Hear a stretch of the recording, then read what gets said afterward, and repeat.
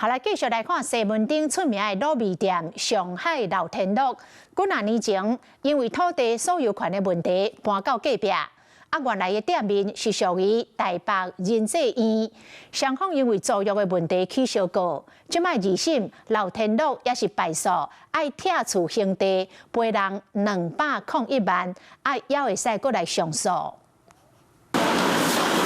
當一位老者聞到旁講，店員無用提落架來地滷味，佇台北西門町的上海老天樂已經開超過1架次。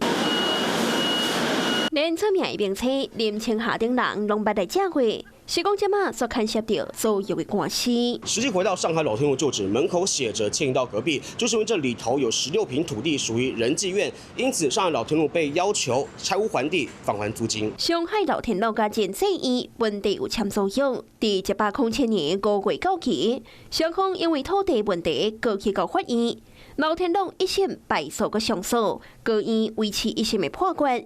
1813年，老天樂拆除刑地，愛以地價1年8派利息來還租金。樂當除了愛和仁濟院佔地184萬的租金額，再加上提出告訴到拆除這段時間的17萬租金，攏總是201萬。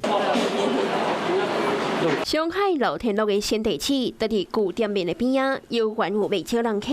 針對官司，店家無做出回應。老天樂雖然敗訴，不過這場租約的糾紛也未解決。